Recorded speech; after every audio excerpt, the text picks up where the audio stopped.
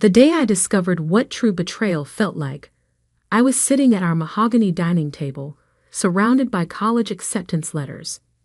Harvard, Stanford, MIT. Their prestigious letterheads scattered before me like fallen leaves. My hands trembled as I held the latest one from Princeton, their words of congratulation blurring through my tears. Mom, Dad, I got in. I got into Princeton. My voice echoed through our sprawling Victorian home, a house that had witnessed 3 generations of the Montgomery family's success. My mother's heels clicked against the hardwood floors as she approached, her face bearing an expression I couldn't quite read. Behind her, my father's heavy footsteps followed, his usual confident stride somehow hesitant. "That's wonderful, Catherine," my mother said, but her tone carried none of the excitement I'd expected. She exchanged a glance with my father, who cleared his throat and loosened his silk tie. "Sit down, Kathy. We need to talk." I sank back into my chair, the acceptance letters still clutched in my hands. Something in their demeanor made my stomach twist into knots. "Your brother William," my father began, "his tech startup is showing incredible promise. The prototype he's developed could revolutionize renewable energy storage." He paused, adjusting his glasses. "But he needs significant funding to take it to the next level." My mother stepped forward, our manicured fingers trailing along the table's edge. "We've decided to invest in his company. It's a remarkable opportunity, one that could secure the family's future for generations." "That's great," I said, though uncertainty crept into my voice. "But what about my college tuition? The fund you've been saving since I was born?" The silence that followed felt like a physical weight pressing against my chest. "Catherine," my father said firmly, using my full name. "Never a good sign. We've made the decision to use your college fund to support William's venture. It's what's best for the family."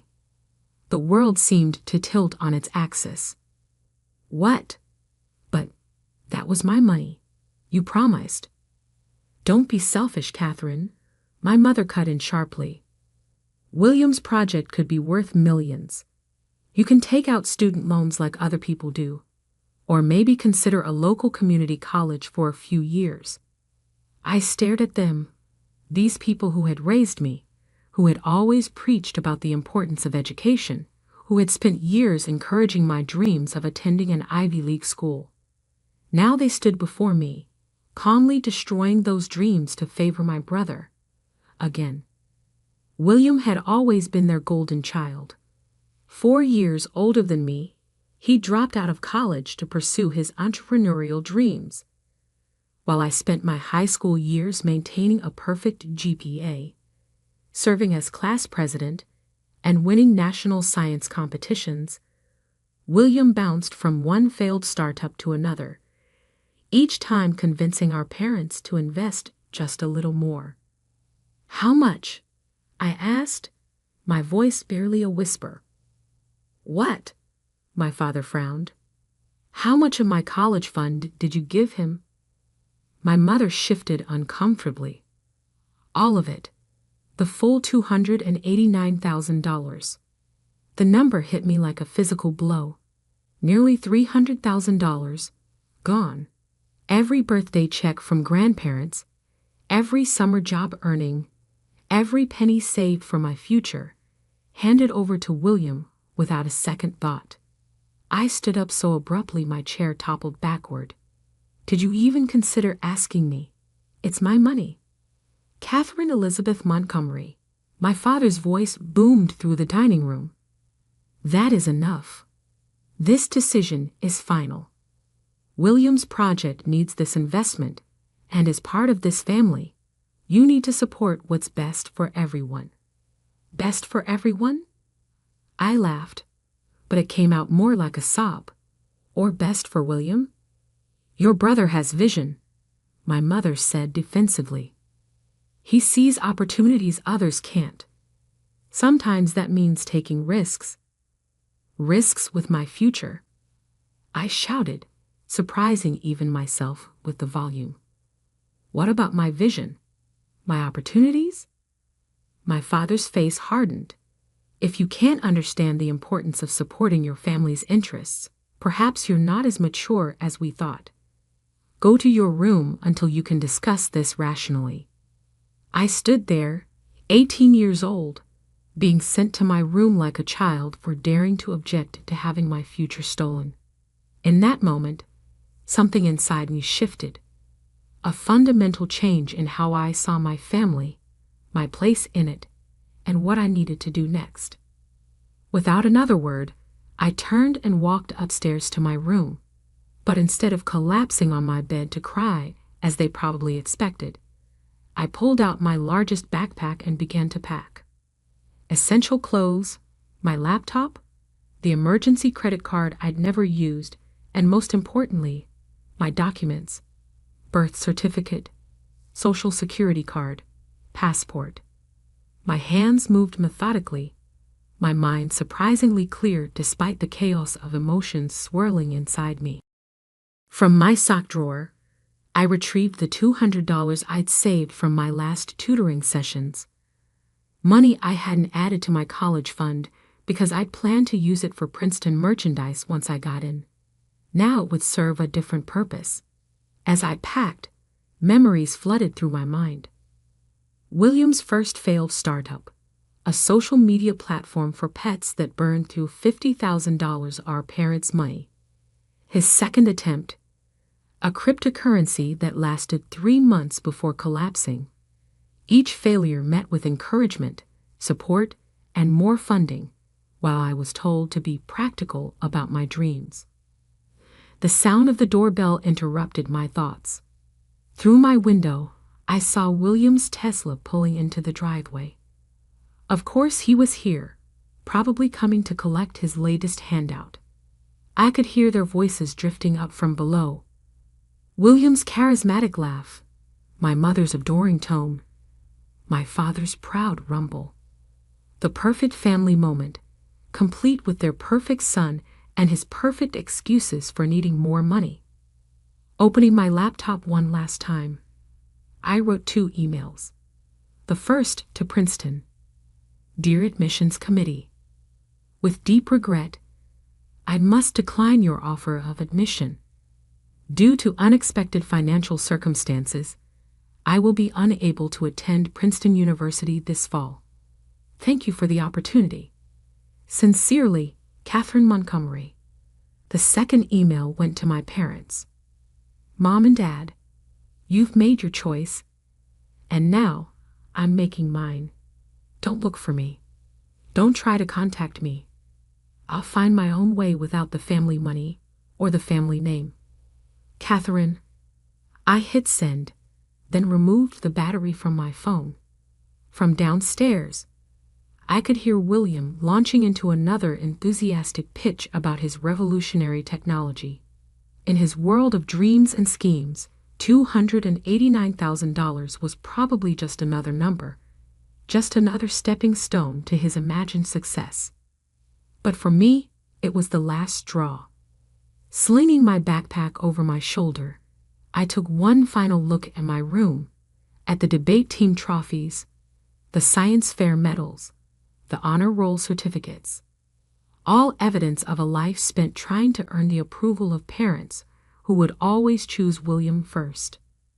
I climbed down the trellis outside my window, something I hadn't done since I was 14.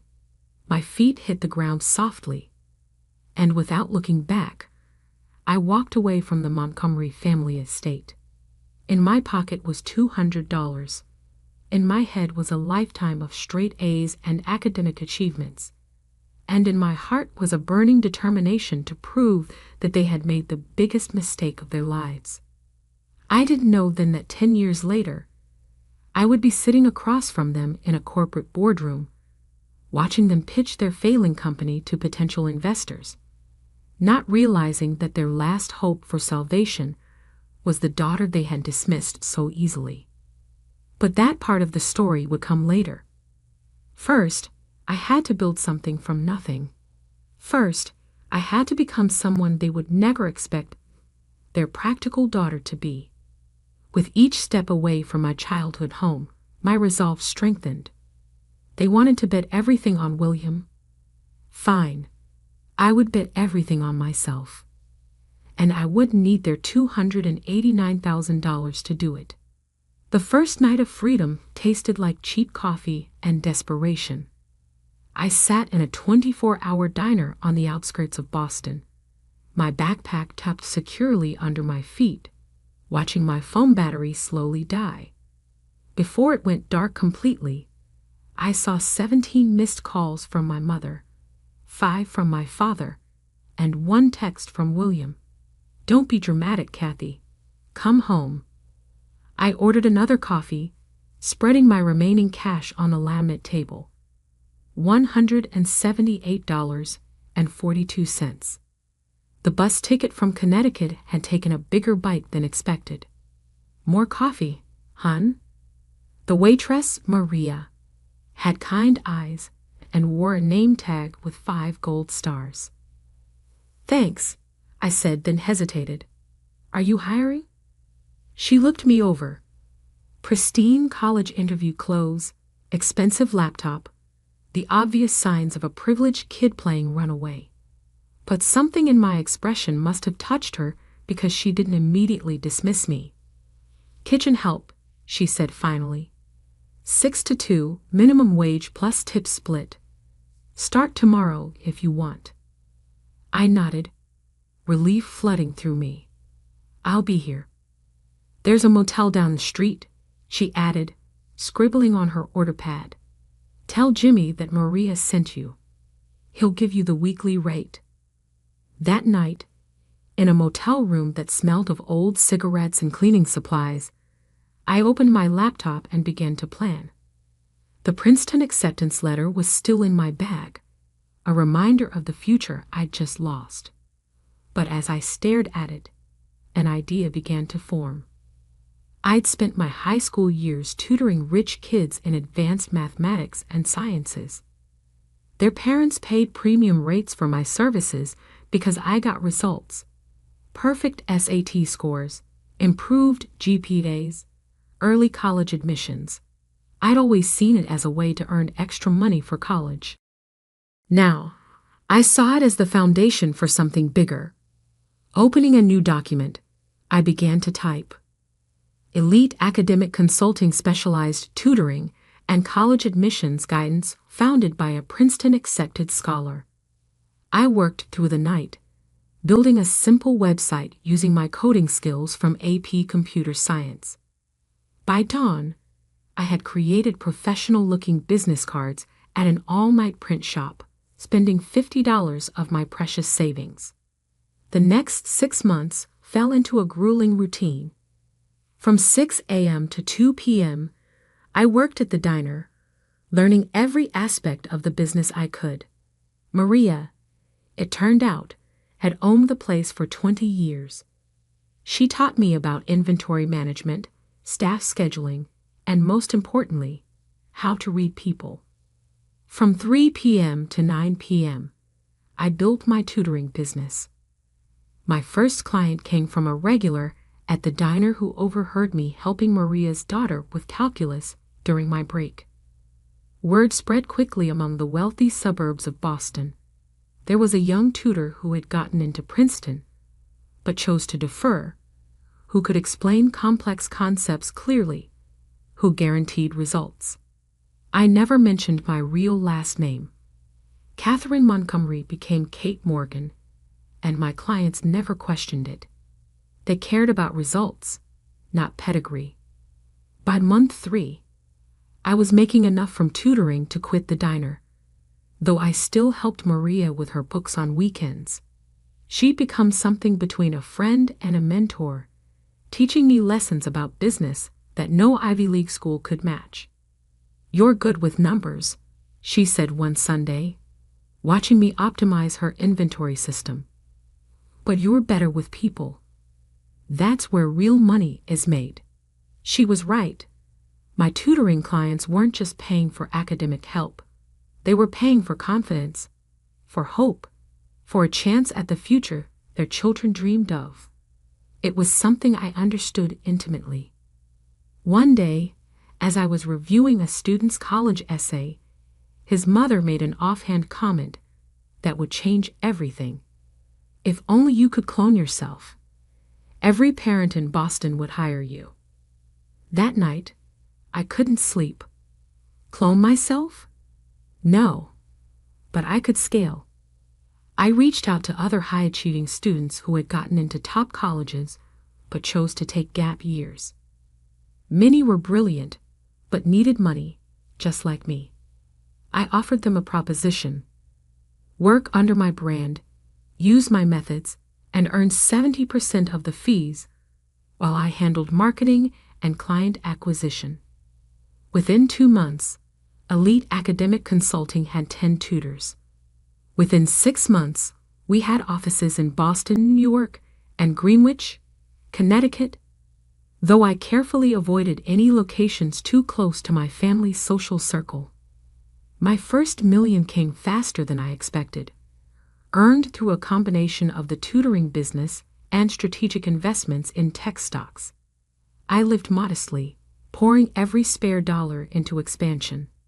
While William was probably still burning through my college fund on his latest venture, I was building something sustainable. But I knew tutoring was just the beginning. Through my wealthy clients, I began to hear whispers about investment opportunities, startups seeking funding, established companies looking for fresh perspectives. I listened, learned, and most importantly, I planned. The breakthrough came during a tutoring session with Emma Chen, daughter of tech mogul James Chen.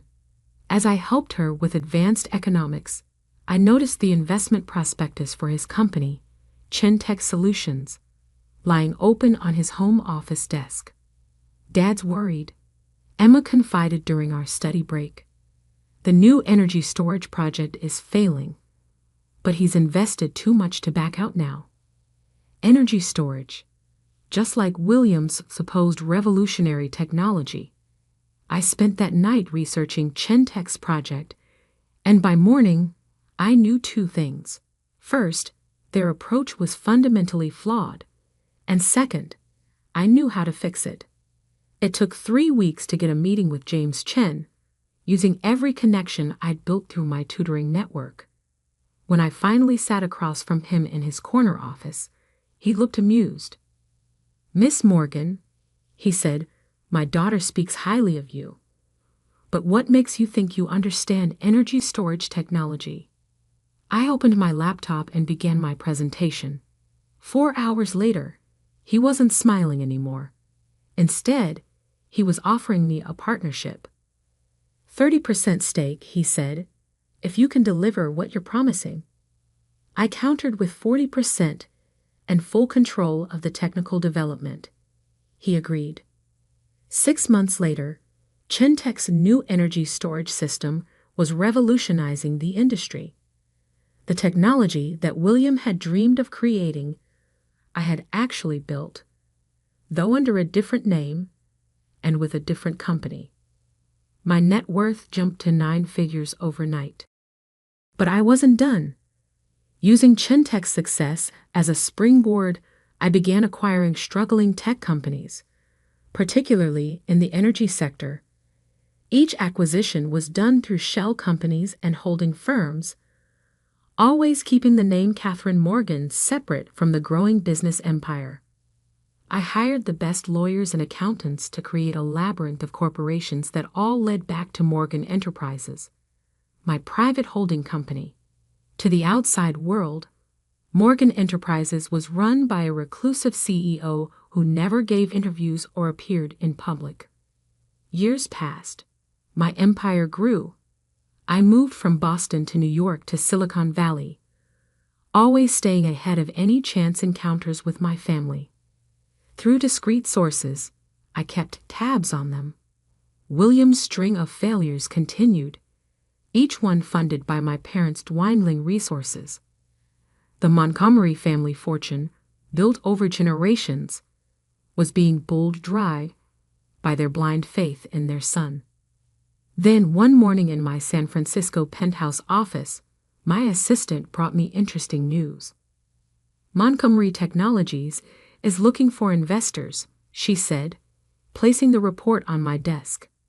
They're on the verge of bankruptcy. Your father is meeting with potential buyers next week.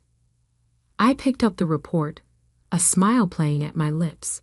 After 10 years, everything had come full circle. Schedule a meeting, I said, but use the Morgan Enterprises letterhead. Let's see if they recognize the daughter they threw away. It was time to show my family exactly what their practical daughter had become. The Montgomery Technologies building hadn't changed much in 10 years. The same pretentious granite facade, the same gold lettering above the entrance, the same security guard who never looked up from his crossword puzzle. But now, walking through the revolving doors in my Armani suit, I was no longer the teenage girl they had dismissed so easily. Miss Morgan? A young assistant hurried forward. The board is waiting in the main conference room. May I take your coat? I handed her my coat, suppressing a smile. My mother had always insisted that true power dressed in designer labels. Today, I wore enough worth of clothing to fund one of William's failed startups. Coffee? The assistant asked. Green tea, I replied, remembering how my mother used to mock my preference for tea over coffee. Proper brewing time, no sugar. The elevator ride to the top floor gave me time to center myself. 10 years of preparation had led to this moment. Through my network of shell companies and discrete investments, I had systematically acquired Montgomery Technologies' debt, positioned myself as their only viable lifeline, and now held their fate in my hands. The conference room doors opened to reveal a scene that almost made me laugh. My father, Robert Montgomery, sat at the head of the table, though that position would soon be mine. My mother, Elizabeth, perched beside him, her perfect posture betraying her anxiety. And William, my dear brother who had burned through my college fund and much of the family fortune, slouched in his chair, tapping away at his phone. Miss Morgan, my father stood, extending his hand. Thank you for coming. We've heard remarkable things about Morgan Enterprises. I shook his hand firmly, noting the slight tremor in his grip. The great Robert Montgomery was nervous. Good. Please, I gestured for him to sit. Let's discuss why we're here. For the next hour, I listened as they presented Montgomery Technologies' current situation. The company needed a $50 million cash injection just to stay afloat. Their stock had plummeted 70% in the last quarter. And William's latest venture, another attempt at revolutionary energy storage technology, had drained their remaining reserves. We believe with proper investment, my father continued, his voice carrying that same persuasive tone he'd used when telling me to be practical about my dreams, Montgomery Technologies could return to its former glory. I opened my laptop, displaying a series of graphs on the conference room screen. Your company's decline began approximately 10 years ago, I said, watching their faces carefully, coinciding with a series of interesting investment decisions. William shifted uncomfortably. My mother's perfectly manicured fingers drummed against the table. We took some calculated risks, my father defended. Calculated? I raised an eyebrow. Like investing $289,000 in an unproven energy storage concept. The room fell silent. That specific number, the exact amount of my stolen college fund, hung in the air like an accusation. How did you? William started, then caught himself. I stood, walking to the window that overlooked the city. Tell me, Mr. Montgomery, what would you say was your biggest mistake in business? My father cleared his throat. Perhaps expanding too quickly in certain markets. No, I cut him off, turning to face them. Your biggest mistake was sitting in this room 10 years ago, thinking she would just accept your decision and fade into the background. The color drained from my mother's face. William's phone clattered to the table. My father's expression froze in dawning recognition. Catherine? I smiled, savoring the moment. Hello, Dad. Mom. William. It's been a while. This is impossible, William sputtered. You're Catherine Morgan? Actually, it's Catherine Montgomery Morgan now, legally changed. I sat back down, enjoying their shocked expressions. But you'd know that if you'd bothered to look for me these past 10 years. My mother found her voice first. Darling, we tried to find you. No, I cut her off. You half-heartedly called around for a few weeks, then decided I was being dramatic and would come home when I ran out of money. I looked at William. How did that energy storage technology work out, by the way? The one you needed my college fund for? He flushed red.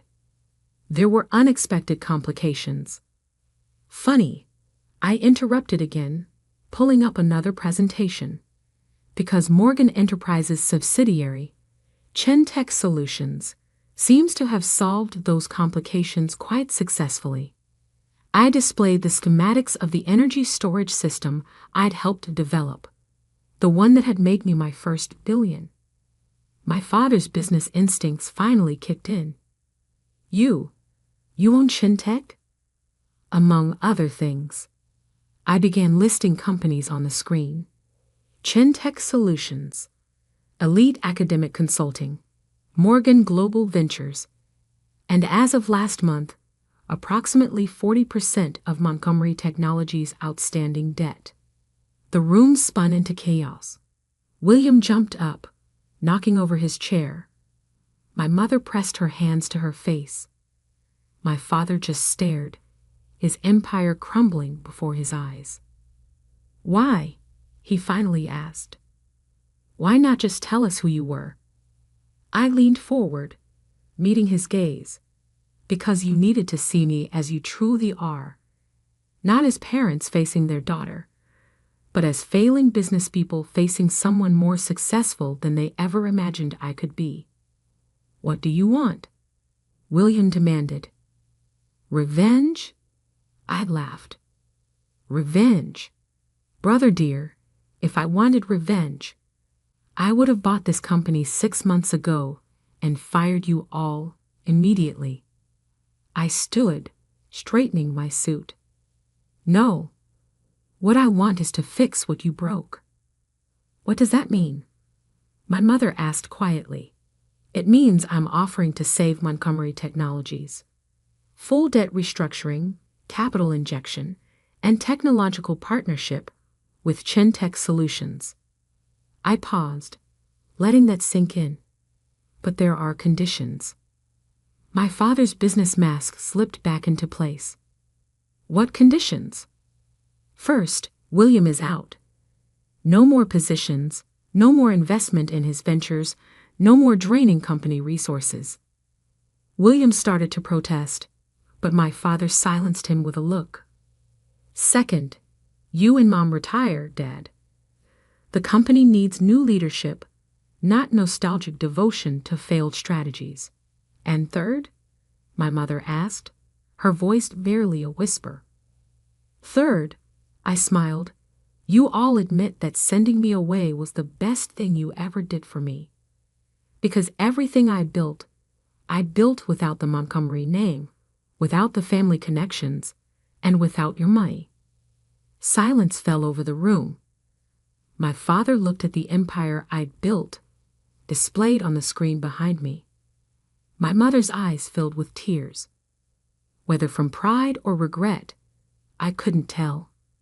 William slumped in his chair, finally confronting the reality that his younger sister had achieved everything he'd failed to do. Do we have a deal? I asked, knowing the answer before they spoke. My father nodded slowly. We do, Miss Morgan. Good. I gathered my things, preparing to leave. The papers will be drawn up by tomorrow. Oh, and Mom. I paused at the door. The local community college you suggested. They're one of my charitable foundation's biggest beneficiaries now. Turns out practical decisions can lead to extraordinary results. I walked out of the conference room, out of the building that had once represented everything I couldn't have, and into the waiting car where Maria, my first boss, now my company's chief operating officer, waited. How did it go? She asked, handing me a perfectly brewed green tea. Exactly as planned, I replied, taking a sip. Though I think I'll keep the diner story out of the official company history. She laughed. Are you sure about this? Saving their company after everything they did. I looked back at the Montgomery Technologies building, thinking about the scared 18-year-old girl who had left home with just $200 and a determination to prove herself. You know what I learned in that diner, Maria? Sometimes the best revenge isn't destroying what others built. It's building something so much greater that they're forced to acknowledge their own mistakes. And did they? I smiled, thinking of my father's face when he realized who I was, of my mother's tears, of William's final defeat. They will. Every time they see the new company letterhead, Montgomery Morgan Technologies. You're keeping the Montgomery name. Of course, I said, opening my laptop to check the markets. After all, I did promise to support the family business. I just did it my way. As we drove through the city, past the skyscrapers and offices that had once seemed so far out of reach, I thought about that acceptance letter to Princeton, still preserved in my office. I had framed it alongside my first business license, my first $1 million contract, and a simple name tag that read Kate, server, from a certain 24-hour diner. Sometimes the best future isn't the one that's planned for you, but the one you build for yourself. $1 at a time. One dream at a time. One victory at a time. And sometimes, just sometimes, $200 and an unwavering belief in yourself is worth more than all the family fortunes in the world.